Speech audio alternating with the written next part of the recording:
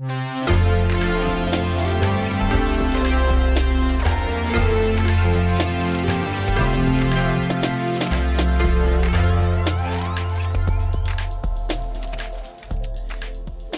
friends, and welcome to the March 23rd edition of Weekly Witness, Texas Impact's weekly opportunity for mainstream Texans of faith to learn about policy issues here in our great state and have a conversation about how you can engage in that process.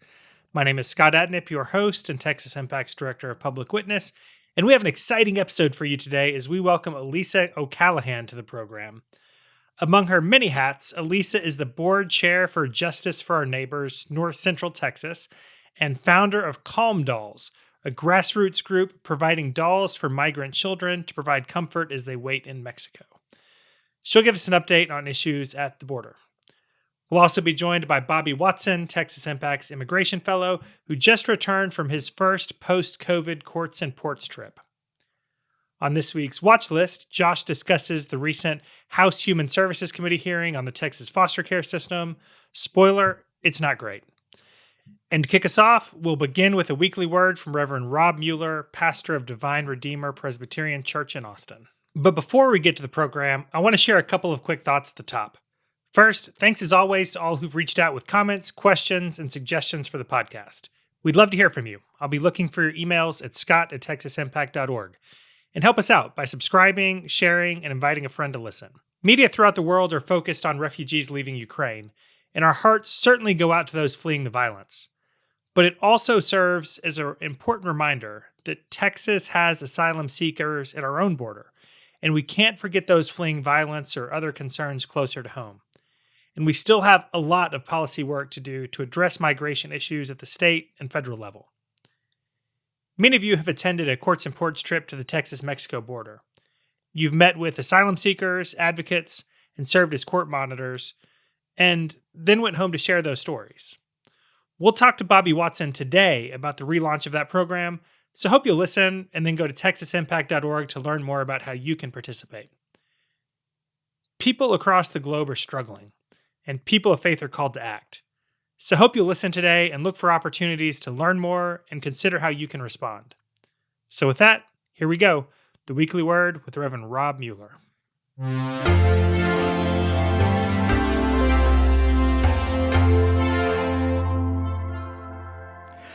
Hi, my name is Rob Mueller, and I'm the pastor at Divine Redeemer Presbyterian Church in San Antonio, Texas, where I've been the pastor for 28 years in one of the poorest zip codes of the city of San Antonio, and in the midst of a community that is populated by a significant number of first-generation immigrant families.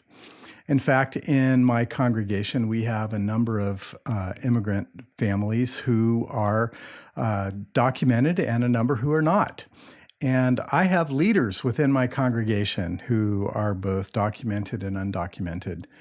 And so I've been asked to share with you a little bit of my theological understanding or underpinnings for why it is important for us to advocate on behalf of immigrant families.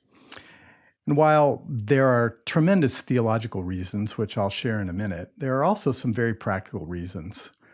My experience of the immigrant community in my part of San Antonio is that the immigrant families who come to be a part of our congregation and who are part of our neighborhood are families with an incredible resolve to do good, to progress, to invest themselves in the community around them.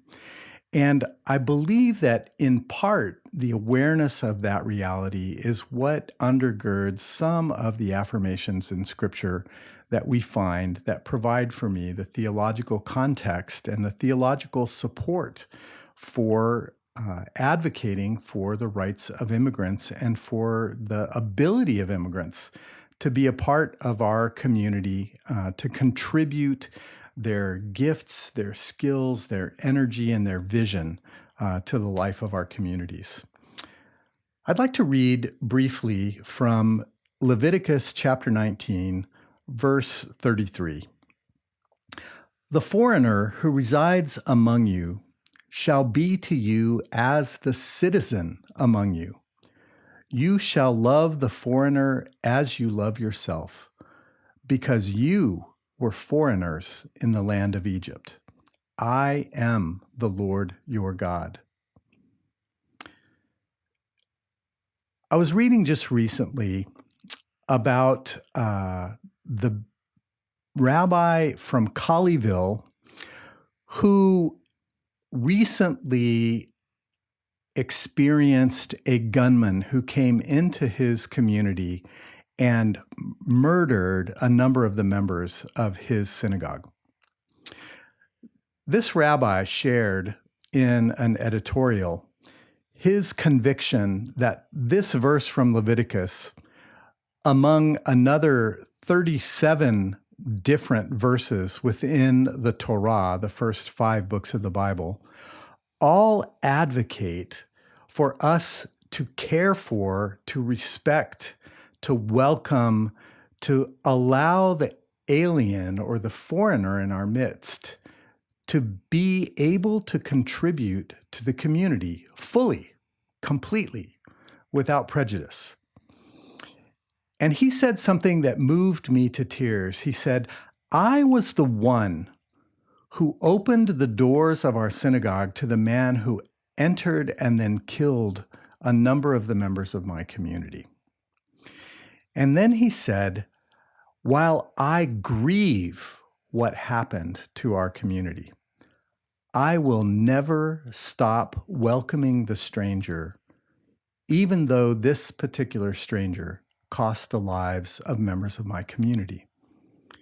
And the reason that he gave for that conviction is that this same command to care for the foreigner or the alien in our midst is the most repeated command in the entire Torah, in the entire first 5 books of the Bible. It is a command that is often articulated with the desire to remind Israel that they were once foreigners in Egypt who were not treated well, who were mistreated, who were enslaved and oppressed and taken advantage of.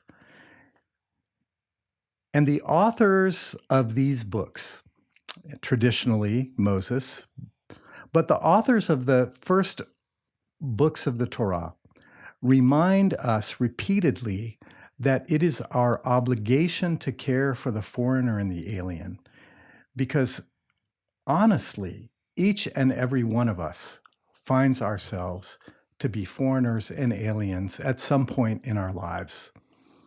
In a place that we don't belong, in a place that we are unfamiliar with. It can be as simple as the experience of a child who goes to a new campus and does not know anyone and is struggling to find a way to feel secure. And in that situation, it is the other child who says, I'm going to reach beyond my known boundaries into the boundaries of the life of this child who I don't know, to befriend them, to include them, to make them part of my community. From that very basic childhood experience to the national and international experience of welcoming those who come from other lands, we find these scriptures to speak to us today. Looking at the crisis in Ukraine and the importance of people fleeing the violence of the Russian invasion, we see how important it is to welcome the refugees who come into our midst. But the people who are fleeing from other sources of terror, whether that be the terror of not being able to feed my children and to watch them starving in my arms, or the terror of cartel violence in their community that has cost the lives of other family members already, there are people who are coming to our borders who are longing for security, longing for a chance to simply live free and to live in a place where they can give the gifts that they have to offer. My conviction as a pastor in an immigrant community is that these folks who come yearning to be free, longing for a greater opportunity than the one that they will ever have in their homeland, come at great risk, laying down so much of what is familiar and known and able to support them, leaving that behind in order to come into an unknown land. And our responsibility as people of faith is to love them as we should love ourselves. So if in the Old Testament, in the first 5 books of the Old Testament, the Torah, the greatest command is to welcome the alien as though they were a citizen, to care for them, to ensure that they are not oppressed.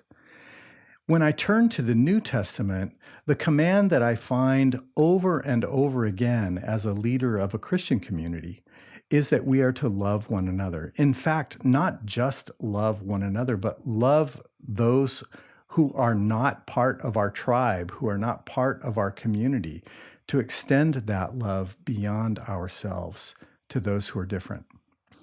It is the witness that I see in Jesus over and over again as he reaches out to those who have been excluded in so many, many ways, and who sees them with dignity and with love, and who offers to them the fullness of his presence and his power and his ability to heal or his ability to include. That is the conviction that underlies my advocacy for the well-being of immigrants in our community. It is the underpinnings that make me passionate in my desire to speak out on behalf of changes to our immigration system so that we can make it easier for people who want to start again, who want to have a chance to begin a new life, to come into our community, to give their gifts, to offer their love, to strengthen us with the power of their families' relationships and with their capacities to do and to be in our communities sources of strength and of light. I want those people to be with us. In fact, my experience as a pastor is deeply, deeply formed by the power and the witness of the immigrants who are part of my community.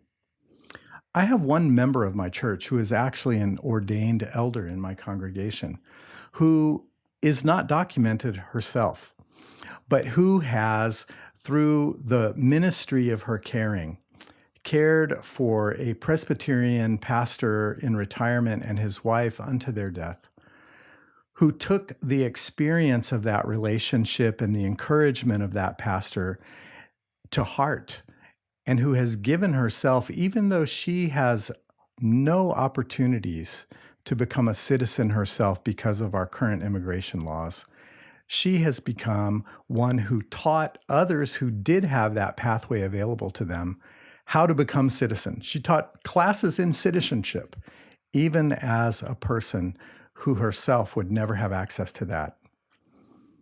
These are the people who I want to advocate for. These are the people who I want our government to figure out how to allow into this country to give the gifts that they have to give. Because the scriptures are quite clear in our Judeo-Christian tradition that the stranger, the foreigner, is one who is to be welcomed with all the gifts that they have, because the experience of being excluded and oppressed is one that is deep, deep, deep in our history as a people of God. And God has shown us that we need to do differently than the kingdoms of the pharaohs. We need to be able to embody and implement a love and an acceptance and a welcome for strangers, a welcome for those who are foreigners in our midst, that enables them to know that they are loved and beloved, not only of God, but of us. Only in that way will they be able to give their gifts fully and freely within our community. And so I stand with all those who are advocating for the transformation of our immigration system, for justice for the people on the borders who are looking for a better life, who are fleeing violence similar to the violence that is being experienced in Ukraine right now. It may not be because of a state actor like the Russian government, but it's because of people who have power and the capacity for violence that are destroying families and destroying lives. And if we can't be a people who welcome them and offer them the opportunity to give themselves to a new neighborhood, a new city, a new nation, then we are absolutely rejecting this fundamental command that we have from our Creator to care for those who do not belong to us as natives, but who should be welcomed by us as natives.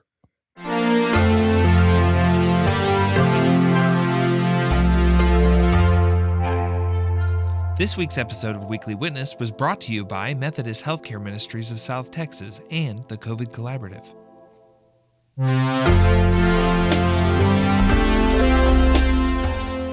Joining us for today's conversation is Elisa O'Callaghan, who wears so many hats. We were just talking about so many hats that it's hard to figure out how to introduce her, but she is the chair of the board of directors for Justice for Our Neighbors in the North Central Texas area, as well as just being a general humanitarian advocate, an amazing advocate for migrants at the border. So, Elisa, thank you so much for the time today. Appreciate you joining us. Thank you for inviting me. I'm happy to be here. So I always like to start with the why question. I think people of faith like to hear why people do this work. So let's start with, why is public engagement at the Texas-Mexico border so important? Oh, why? Yes, why? Why put yourself through it, right? But It's important. Well, personally, why I do it, because it was just do it or die. It was that severe. Either I go there and I figure out what I can do, or I couldn't live with myself as a human being. As a person of faith, I think we all need to go and see for ourselves. And it's a different thing to hear about it, to see it on TV, in the news, or hear from a friend. And everybody will have a different view, right? Depending on what political area you are in. They will all have a different take, but it's so different when you actually go for yourself and see it. Yes. And have somebody as close as you can, face to face with another person going through that horrible experience. That was definitely one of my takeaways from when I had a chance to attend several of our Courts and Ports trips, is being there and looking at another human face to face and having that conversation certainly gives you another perspective on a policy issue. So talk to us about the work that you do there and how you get started, how you got started. Well, I started because I actually saw a clip on the news of must have been 2018, and it was the scene was a mother holding on to two little kids, her children, I would think, one with diapers, no shoes, and our country was tear gassing them, children. Oh no. And then I realized that was the border in San Diego, in Mexico, Tijuana, San Diego, Tijuana. It wasn't our border here, but something snapped. That moment that something just snaps. Have you ever had that moment when something just snaps and you're never the same person again? That happened to me. And I immediately asked for help. My friends on Facebook and everywhere that I can find, I said, look, I am heading to the border. There are children with no shoes. There's people suffering, there's people hungry, and I need anything you can give me. Diapers, formula, you give me anything and I'll take it to the border. In my mind, I never even thought, oh, we have a border right here, right? I thought I was going to go to that border, right, and take all this. And I thought, for sure, nobody's going to care. Nobody's going to, react. Nobody's going to answer. Well, lo and behold, I had so many people giving me clothing, supplies, everything and anything that I wanted, that I had too much. Then there was a point of panic where I said, oh, maybe I should have thought this through. Right. Oh, I had so much, I had to rent a 16-passenger van, remove most of the seats just for 3 people in the front. And still I had to leave tons behind. So in my mind, I thought, okay, that's fine. It's another trip. Well, I haven't stopped those trips since 2018. Nice. The vans are getting smaller, not 16 passenger vans, and they were very expensive actually. But I still, every time I ask, I receive. It has never stopped. People have never just said, no, we're not going to give you anything. From even strangers, word of mouth, people who I don't even know, boom, I find stuff outside my front door. And it if you did Courts and Ports 2018, 2019, it is a different ball of wax. It's completely different. So I suggest anybody who did that before, I suggest you do it again, because you'll be surprised. The horrible experiences of these people are still there. The suffering's still there, but it's a different ballpark. How is it different? What are the biggest differences between now and 2018? Well, when I started going, I met immediately a group called Team Brownsville. 5 teachers that decided they wanted to do something just like I did, right? But they were in Brownsville. I had to drive 10 hours to do it. They haven't stopped. And they said there's on the news, there's like 5 or 10, I don't think they were even 50 when that started, when they were not allowed to ask for asylum and left right there at the border in Matamoros. And gradually it got bigger and more people started accumulating in that port, right, of entry. When I did it in April 2019, Courts and Ports. I did it after I started doing it on my own. So I said, why am I doing this? I do this already. But because I was part of Just for Neighbors, it was kind of like, yeah, we all have to do it. Team field trip. Yeah. But I could teach you how to, I could take you myself. Nope, we all have to do it. I'm glad I did it, because the only thing I didn't do is go to the court. And that was an eye-opener, huge eye-opener. Let's talk about that a little bit, because I think when we saw those videos in 2018, 2019, and everybody started really paying attention to what was happening at the border, I think, like you, many people's first response is, we need to send diapers, right? We need to send stuff. And that's really important work and really important ministry. But the other piece of that is an advocacy piece, right? And so I wonder if you can talk some about what advocacy for asylum seekers looks like and how we could do that well.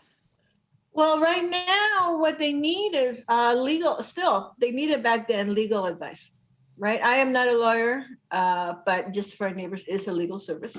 But there's many nonprofit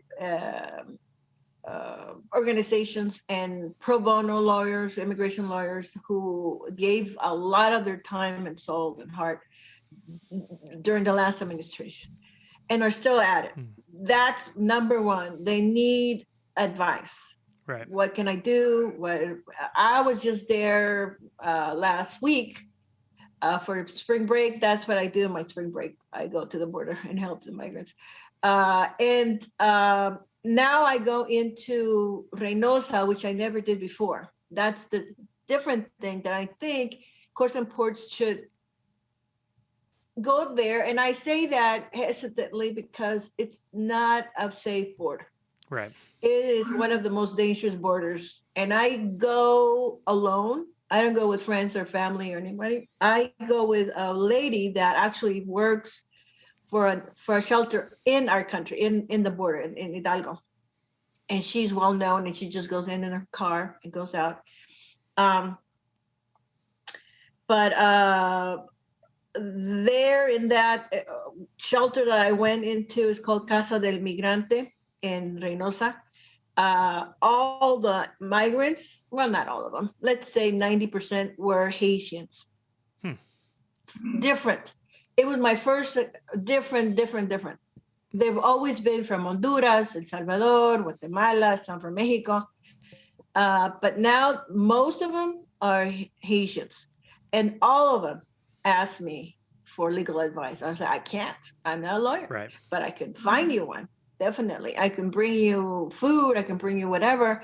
Medicine, definitely. The other administration, when the migrants were in Matamoros, because of MPP, there was a World Health Organization, right? And they were helping them with medical needs. Well, they're not helping as much now, and maybe because I haven't been really spending too much time in the plaza, and because it's so dangerous, right? And actually, last time I was there was an outbreak of chickenpox. Oh, wow. So even less. And imagine being in the dirt, being in the tent, being in those elements, and being a child and having chickenpox. Right. It's horrible experience, and not having a lot of medical assistance. Yeah, those of us with kids can imagine how heartbreaking and challenging that would be for not just the kids, but also the parents. Shifting to the policy realm, a lot of immigrant rights folks have been talking about a recent decision by the Biden administration related to Title 42. So I wonder if you can explain to listeners what Title 42 is and maybe how it relates to Remain in Mexico. Well, really, MPP, which was the Migrant Protection Protocol that was established by the last administration, and Title 42, I don't see any difference. It's just changed the title to make it look like there was a difference. The whole point of both of them is not to give a migrant the legal right to ask for asylum. And in this administration, the MPP ended, and with this administration, Title 42 began. Actually, it's 2-year anniversary, so it was March 20th of 2020. Yeah, 2020. So 2 years, 2-year anniversary of people again suffering same hardships, same struggles that MPP put them into. Basically, what this means is that they are not allowed to ask for asylum. They are either detained or held for a long time at ICE, which is the Immigration and Customs Enforcement. And most of these places are either called hielera, which is the ice box, or perrera, which is the dog pound. And if you speak with a person that was in one of those directly in person, and they will tell you exactly that that's what it is, and that's what it looks like. I was there, like I said, I was just there last week, and I met 3 men from Cuba who said that they were there 8 days in the hielera before they were released. And they were freezing. They had nothing to sleep on, pure cement, no blankets. And one of them started feeling really sick, had fevers, chills, couldn't even speak. Nobody gave him anything. They let him out. Team Bronzeville has a little area at the Greyhound bus stop in Bronzeville, and they had something like sore throat medicine or some, over-the-counter medicine that you can buy anywhere at a pharmacy to help them with their sore throat, headaches. And they told me everything that they went through, not enough food, freezing, and just suffering. And I said, I am so sorry. I am telling you, I'm sorry for how they treated you. But they said, you know what? It's better than my country. So I asked them, so what you went through for 8 days, freezing, having the fever, not having enough food, all that suffering is better than going back to Cuba. Yes. Okay, well, I guess that's the thing that they have to deal with, right? When they migrate. And I think the important thing to remember, because we've seen the pictures from inside these facilities, right? And I have some friends, I live in Huntsville, and I have some friends who say, well, it looks like prison, which they seem to think like makes it right or something. But these folks haven't committed crimes, right? They're here trying to go through a legal process, right? They're not criminals, no. They're Right. asking for a legal right, which is called, it's just an international law to ask for asylum. Right. Established in 1948. I think after what happened 1945, that a lot of people tried to ask for asylum from World War II, and we sent back a lot of Jewish people, and what happened? So the world said, no, I don't think that was the right thing to do. Let's put into a worldwide law that says people have the right to ask. Doesn't mean they could stay, but they have the right to ask for asylum. And now Title 42, let me just give you something I looked up. The figures could be a little bit off. It says that they're under Title 42, at least 7,647 violent attacks were reported at the border because they're not allowed to come in. So they're staying in a very dangerous border, Reynosa, right? Mostly. Not so much in Matamoros anymore.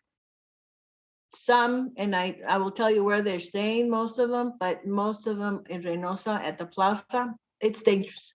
And there's violent attacks for people.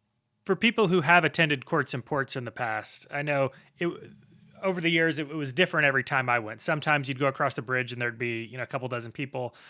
Months later when we went, there might've been, hundreds and hundreds of people just hanging out, waiting for a chance to cross over and make that asylum claim to try to enter legally. So what does it look like now if you were to go on a trip or to visit the border? Well, it depends what border you go to. Fair if enough. you go to Matamoros, there's no one at that area where they were before. What happened was when Biden took over, he allowed all the people that were waiting there for 2 years that already had that number that they registered to finally come in, right?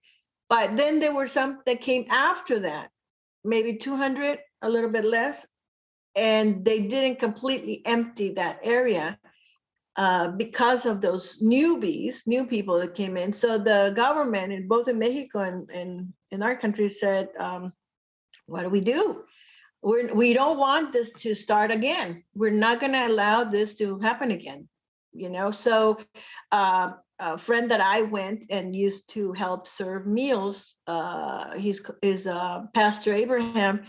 He has a shelter, and he had a church. He still has a church in Matamoros, and he converted it into a shelter for those people only that came in at that point and weren't allowed to go in because they weren't registered.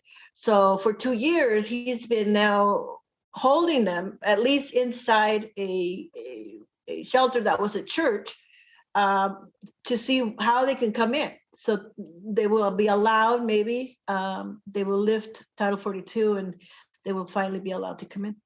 So our folks like homework assignments, and our listeners are always asking us what they should be talking to their legislators about.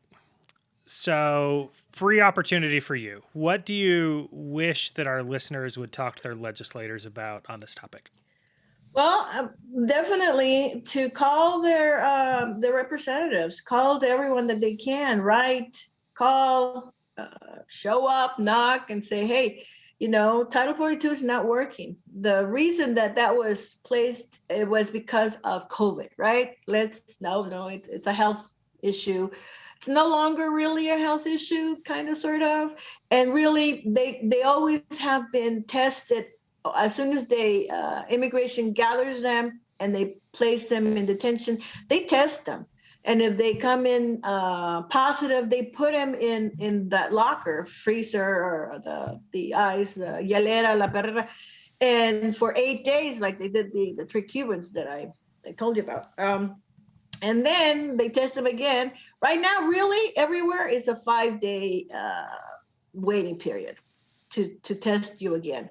And then you come on negative. Okay, now you can go in and ask for your people anywhere in the country to send for you, and now you can go in to where the destination that you came in the first place. I say let's ask for a better, more humane laws. Title 42 has been around since, I don't even know when it's been around, but it's been around forever. It hasn't changed. And a lot of our laws dealing with immigration have not changed. They're still the same. And a lot of the reasons that our government could give you permanent stay here has not changed. It's really, there need to be a little, what is that word, legal, not editing, but changing of or implementing new ways of seeing immigration. There's 5 different reasons why our government would tell an immigrant, yes, you can stay. If they've been suffering from religious persecution in their country. Well, most of the immigrants from Honduras, Salvador, Guatemala, they're not.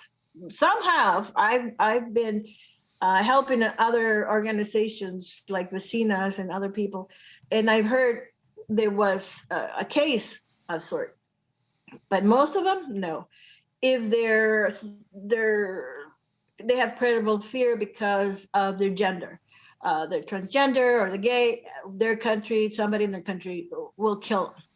Okay, so yes, but most of the migrants that come are not saying that. That's not the problem. The problem, or their own government. They protested in their government. They're not have the democracy that we have to speak your mind, and now they're going to be killed, or their family too. So no, that's not it. So there's 5, and I'm not a lawyer. I always forget the 2 other ones: race, nationality. I think as the other 5. None of them, right? We need to add maybe that a lot of them are leaving because of climate change. That's happening everywhere in the world. Climate is changing. Now they can't really raise the same foods that they were raising before, and they had little farms, little land. There's nothing coming out, so they have to find food somewhere. Definitely the organizations there that are run by the cartels. That's the word I was looking for. Sorry. So they're running because of their government is not really protecting them from the cartels, and sometimes even the police is involved with the cartels, so they have nowhere to run. So there is credible fear. It's different from what we see as credible fear, but it in terms of letting you stay in this country. But those are the 2 reasons mostly why they're leaving their country. Well, it's interesting. I feel like this next question we could spend an entire segment talking about, and maybe we'll need to do that soon. But you speak about credible fear. You talk about people desiring to leave their country.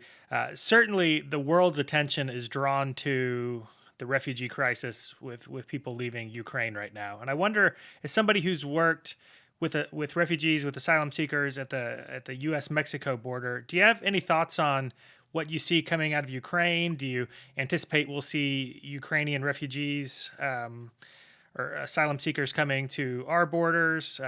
Do you think that they will get treated the same as our current asylum seekers? Just what are your thoughts on that situation? Well, I don't think they'll be treated the same for many reasons. They are running, or they have credible fear, different kind, right? There's a war. That's not one of the 5 reasons, but it's still a credible fear. They're running because they are in the middle of a war.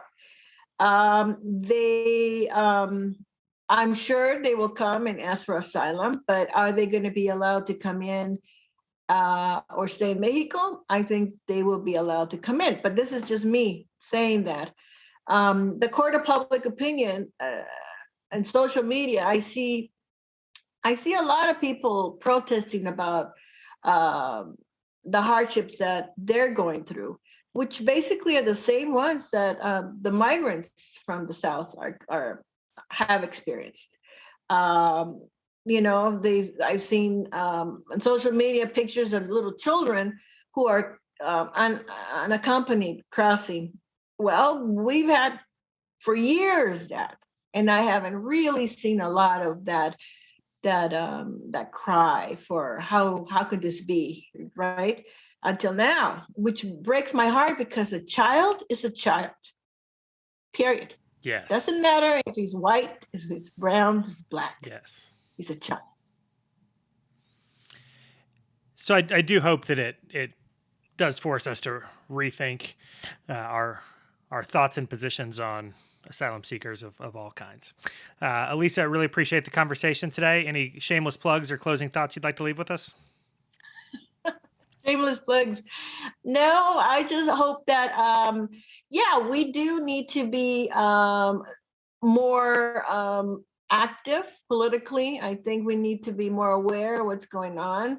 And we need to feel empathy again. I feel like a lot of people have closed their hearts because they rather not see something that's inconvenient or uncomfortable.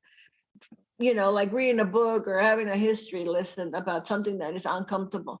Well, we're living it. We're living that uncomfortableness. And they're definitely living it every single day, being stuck in that position, in that plaza in Reynosa, where there's a lot of danger. I think if we need to try to change hearts. The most important thing is to start changing hearts so we can change minds, or we're just going to be a very cruel and cold country. Well, Elisa, I really appreciate the time today. I really appreciate the work that you're doing. Our team speaks so highly of you. Sid is a big fan and talks about you often, and Bobby's going to be on the episode later today. They've both been on Weekly Witness in the past, and so I'm glad I finally got a chance to spend some time with you today. So thank you for the time, and thanks for the work you continue to do. Thank you. Thank you so much for inviting me.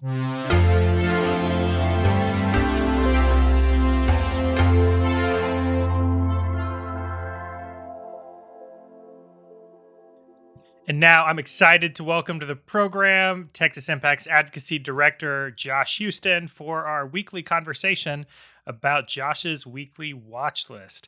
But Josh, before we get into the real stuff, I know the thing you and I were really watching this weekend was Texas women's basketball. So that was a pretty exciting weekend with them going to the final or Sweet 16, right?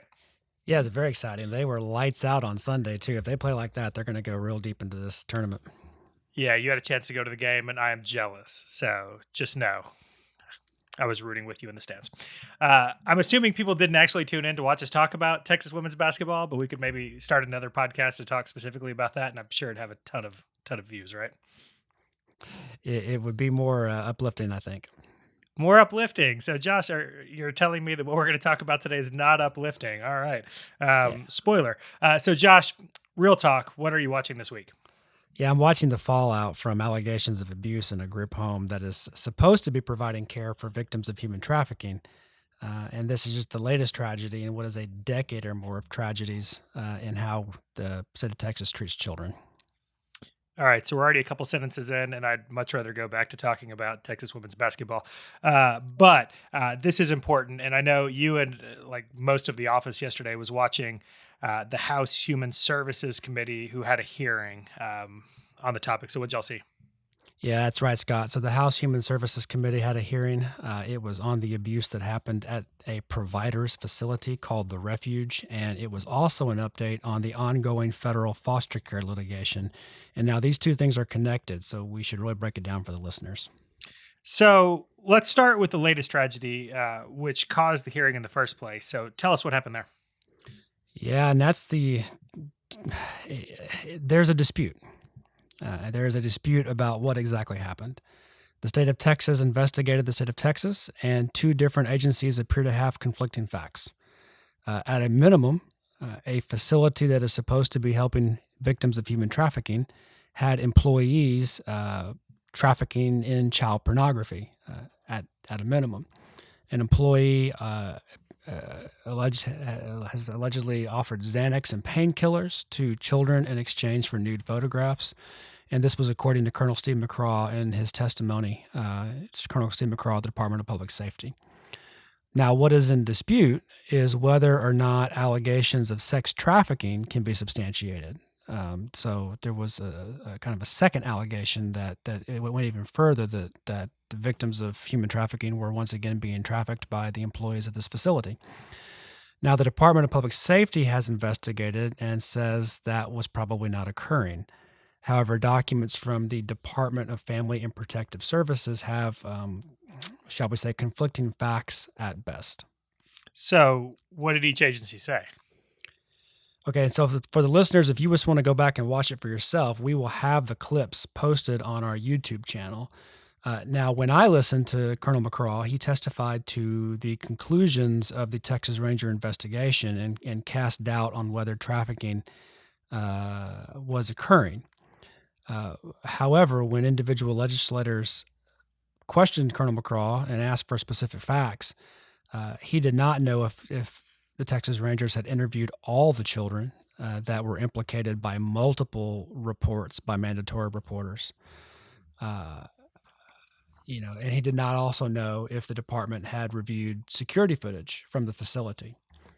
Now, conversely, when the Department of Family and Protective Services testified, they did have specific facts. They testified that there have been 6 different reports of abuse from mandatory reporters. 4 were employees of the refuge, the private contractor.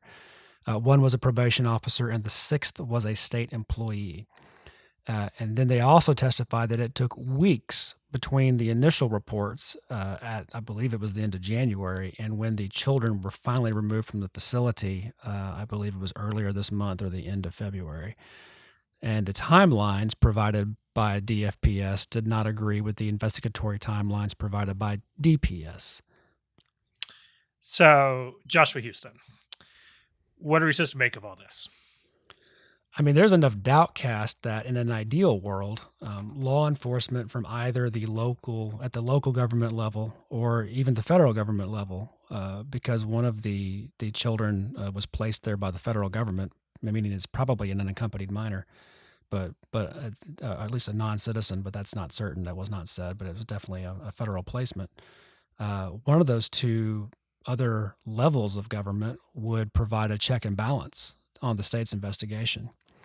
It is just not an ideal situation that the state of Texas is investigating the state of Texas, and the head of those 2 agencies are accountable to the governor. It just is not great optics from a public trust standpoint. Regardless of whether that happens or not, the second issue is that we have courts of law, and it needs to be brought before criminal courts. But here's the deal with criminal courts. At best, they find a person guilty or not guilty. Criminal courts are not in the business of finding a person innocent. So even if there's not a conviction, it does not mean that children were not abused in the care of the state. So I want to circle back to the beginning. So how is all of this related to the federal foster care litigation? Yeah, so this is the key, right? And this is the difference between criminal courts and civil courts. A criminal court is looking at a specific incident and whether facts can be established to convict an individual. That is not what a civil court is looking at. Judge Jack, which is a federal judge in Corpus Christi that we'll talk about, is looking at constitutional rights of children in the state's care.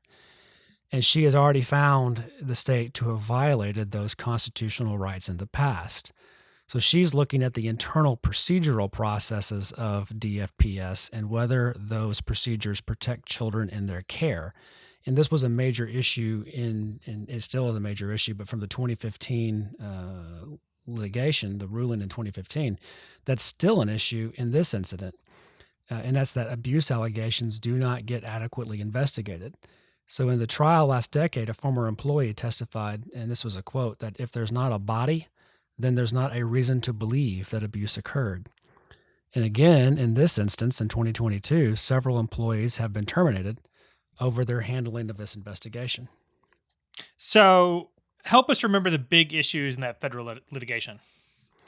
Okay, so for a full summary of MD versus Abbott, which is the name of the court case, we have a report entitled Children Even God Has Forgotten, which is a horrific title and a line we borrowed from the actual court case. We wrote this in 2017 for our board. We used it in lobby efforts and during that session. It's on our website. So since 2015, our state's child welfare system has been under the conservatorship of the federal judiciary. In 2015, Judge Janice Jack ruled that Texas's child welfare system violates children's 14th Amendment right to be free from an unreasonable risk of harm in the state's care. She found, and I quote, that rape, abuse, and psychotropic medication are the norm, end quote. And the state has fought this ruling in every possible way. Nevertheless, the country's most conservative appellate court, the Fifth Circuit Court of Appeals, has consistently upheld Judge Jack's rulings. That's the immediate appellate court above Judge Jack. Now, all this became relevant yesterday during the litigation update that was provided in the afternoon to the committee.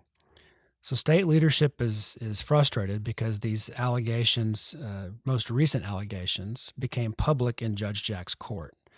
And it appears, and there's kind of a dispute over how this came to be, but it appears that this became public because the department, DFPS, provided documents to the court monitors that are appointed by Judge Jack.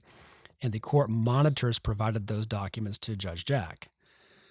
The chair of the committee used the hearing to call into question the court monitors, and he brought up how much they were paid by the hour, and it was not really relevant but pejorative. And the chair said that the amount of money was a disincentive to ever get out of conservatorship, and he called it a, quote, cottage industry. Frankly, it was unfair to the court monitors and quite concerning from a separation of power standpoint, since the court monitors are representatives of the federal judge. It isn't the court monitors calling the shots, but the federal judge. And the federal judge is not in any way making money off of this. The federal judge simply wants compliance with the remedies she prescribed back in 2015, which included investigatory procedures. So this was relevant to her purview, which is not a criminal proceeding. The folks that do have a professional interest are elected officials, state employees, and private contractors, and they are all busy pointing the finger at one another right now. The elected officials want it out of the press because they run for re-election, and state employees and private contractors all want to keep their jobs. And it's children that pay the price. The political philosopher Hannah Arendt once termed the harm caused by bureaucracy, quote, a banality of evil. And the decade-long story of Texas child welfare system could be summarized by that phrase. Well, Josh, I'm glad you're watching this, and this is certainly something that Texans of Faith should be watching over the course of the next weeks and months as we head into the next legislative session. Appreciate you sharing today, and look forward to 1 week where you'll come in and share some good news with us. Me too.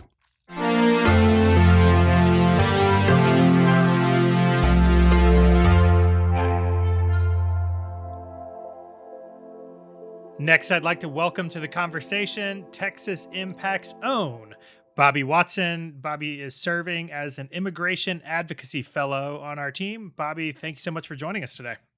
Hey, Scott. Thanks for having me. Happy to be here. So I know you just had a chance to lead a courts and ports group last week, and we'll get into that in a second. But I think listeners would be interested in hearing a little bit about your story. So what brought you to Texas Impact, and what are you doing with us, and what experiences helped prepare you for this work? Yeah, for sure.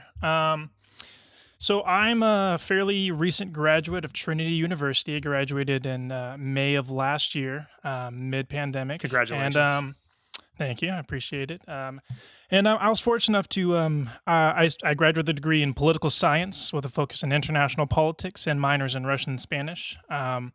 So I pretty much always have really had an interest and inclination towards global politics and social justice. While at college, I also worked for a nonprofit called Vamos Ya, as part of the Divine Redeemer Presbyterian Church on the west side of San Antonio, and that was an after-school program that served the mostly Latino population in the west side of San Antonio. And so all of that kind of inclined me, with interest in global politics and living in Texas and social justice, that kind of inclines you to be engaged with immigration because, it's at the forefront of Texas politics and is, two countries right there, the border's right there. And so after I graduated, I was looking for work that was in some way relevant to politics, and was really fortunate to know someone at Texas Impact who got me in a conversation with B and got me on originally for videography and video editing, and then saw that I had an interest and a passion for policy, specifically for immigration, and she got me involved in our immigration work. And so now I'm the Immigration Advocacy Fellow, and have been rocking that, and really excited and happy to be having that position right now. Yeah, it is definitely a time where immigration and refugee issues are back at the forefront. We'll have to talk about that study in Russian later and have a conversation about how that might fit in. But let's talk about the Courts and Ports trip that you had a chance to lead last week. I'll also say, fun fact, I think I was filling in and led the last Courts and Ports trip pre-pandemic. I was driving home the day, like the president made the Oval Office announcement, like shutting everything down. So it's been a little while. So you took a group last week. How'd that go? What are current participants seeing? I understand there were some places you couldn't go because of safety concerns. So tell us some about that trip and the current status of the project. Yeah, for sure. So like you said, this was a program we got started before the pandemic, whenever we had these huge migrant tent camps in Matamoros and Reynosa and they were in these deplorable conditions where these migrants were open to these conditions where there was no oversight and protections. They were vulnerable to abuse, to harsh weather conditions, and then to disease. And that was only exacerbated by the COVID pandemic. We obviously had to stop because of the pandemic, because it wasn't safe for participants to travel. And, it's COVID life, like everything, we had to stop. And so as we are restarting, we're definitely doing so with an understanding that things have changed at the border. There's a lot that are different. There's been there's a new administration, so federal policy is different. There are new state policies like Operation Lone Star that are different. And so we're trying to get this first trip was really trying to kind of a test run. I've seen what's similar, and spoiler alert, it's that the border is still in a humanitarian crisis. Right. But what's different is that our partners are doing some different work. We have new people who are down there, and some of the Mexican cities like Reynosa and Matamoros look different than what they did 2 years ago. We spent most of our time working with some respite centers here on the U.S. side with Good Neighbor Settlement House, and then the Catholic Charities in McAllen, where we got to help migrants who were approved to have an asylum court case on their way. We gave them food and whatever resources and helped them get to their next destination. And then we also spent time in Matamoros, which is the Mexican city across from Brownsville. And so Matamoros was originally one of those cities that had those huge tent encampments. And what we saw now, 2 years ago, is that situation is slightly better. There's been a lot of response from the city of Brownsville and from nonprofits in that area, and some international groups like Doctors Without Borders, UN, Refugee Aid, and some other groups who have really stepped up in that area. And so the tent camps are gone, and now most migrants are in temporary apartments, so it's better for sure. But I would like to emphasize the situation there is still pretty rough. And that's only one city. In contrast to Reynosa, like you said, there were some areas we couldn't go. We used to go to Reynosa, and that's the city across from McAllen. And we tried to, but Reynosa has pretty much, the situation has gotten really dangerous there in terms of gang violence. And so we didn't have any partners who felt like it was comfortable enough to take us. And we felt like it wasn't safe for participants to go over to that side. And that does really highlight, like, while Matamoros looks slightly better, we're still, the vast majority of migrants who are in Reynosa are trying to get processed are caught in this area now that was already a dire situation with little support. But now there's all this extra gang violence and other things that are just putting them in harm's way. So it's clearly been a while since I've been down there, and it's been a while since we've been promoting Courts and Ports trips. I wonder if you can say a few words about why people should go. And when we first started promoting Courts and Ports trips, it was talking about the importance of standing witness, of being there to observe what was happening and be able to report back to our own communities. And Elisa, during the last segment, talked about that she'd made a lot of trips down, but prior to going to court supports, hadn't sat in court and watched a court proceeding. So I wonder if you could say a few words about why this trip is important and why that act of standing witness is important for people of faith to participate in.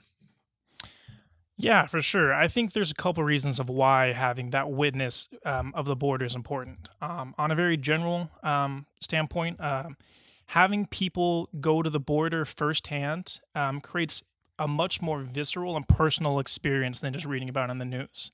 And having that kind of firsthand experience where not like whether you're reading news that confirms this is a hard situation or whether you're reading news that's not, being able to see that it's a much different experience and invigorates people in a way to engage policy that they probably wouldn't have before. In another area, having people not from that, all of our partners say having people in areas from Dallas and Houston who don't live there every day come down and witness it makes people, makes the courts and the Texas and federal government behave differently because they know they're being watched. That's one thing we've really heard about whenever we're able to watch court case hearings is that judges and the immigration court act differently with people there because they know they're on the spotlight and they have to. And this is a precarious situation, and they're doing some work that's controversial, so they have to be on there. They have to react and be more on their best behavior with people like that watching. Yeah, and sometimes you don't even notice. I remember one of my first trips down there, the public defender was talking to us after court one day and said, there was some minor thing that happened in court that I wouldn't have even noticed. But he talked about how that small thing happened and it had never happened in the past. And we asked him why. And he said, because y'all were watching. Right. And so it is important for people to be there and to stand witness and also to take that story back because it does give you credibility when you talk about these issues with people in your congregation or community when you say, like, y'all, I've been there. I've seen it firsthand. Yeah, for sure. So closing us out, Bobby, people like homework. Well, at least our listeners do. My 8th grader does not. But one piece of homework that you can give our listeners today related to immigration, what would it be? Yeah, for sure. I would say a piece of homework would be to Texas particular has been investing a lot in border security more so than other states, and it's going to be an important issue coming forward. So I would tell our people to really dig in and find out more information about Operation Lone Star. That is something we started last year, the state government did, and it's $3 billion for border security, which is the most it's been. That's an incredible amount. So it's relevant to Texas. Your voice with your Texas legislators is more likely to be heard, and it's such an important issue. I'd say absolutely dig into Operation Lone Star, talk to representatives about it, and figure out what we're doing with that $3 billion. So ask the questions of your legislators now. Watch this space for more information in the months to come. Bobby, anything you want to close us out with? Nope. I think I said all that I got to say. Well, Bobby, really appreciate the time today. Thanks for your work and excited that you're part of our team helping us do this. Thanks for everything. Thanks so much, Scott.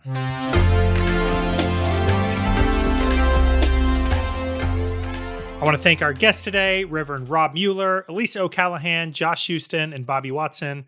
But I especially want to thank you for tuning in. To reiterate what I said at the top, there's a lot going on in the world right now. Refugees in Ukraine and in Texas, a foster care system in crisis, children under attack, and the list keeps growing. Y'all, we can't fix it all, but I hope we can spend some time this week thinking about what we can do, and then take the next step in doing that. This is probably also an opportune time to remind you that Texas runoff elections are coming up soon. So all that to say that more than ever, Texans of faith are needed to bring voices of sanity to the political discourse. We have important content in this episode that I hope you'll share with your friends and congregations as we prepare to engage in the policy process this spring and summer. And I hope you'll spend some time this week thinking about how you can engage in this process. And with that, it's time to draw this episode to a close. If you've stayed with us this long, you must have enjoyed the content, so I hope you'll share it with your friends and congregations and leave us a rating or review.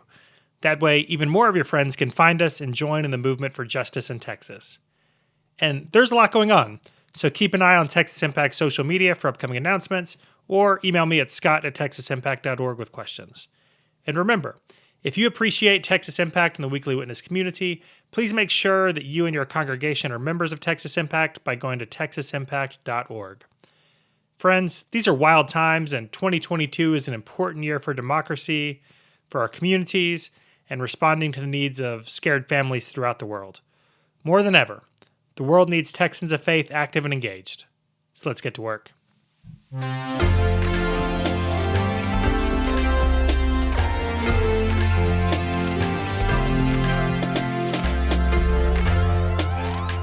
Weekly Witness is hosted by Scott Atnett, engineered and produced by David Fasalo.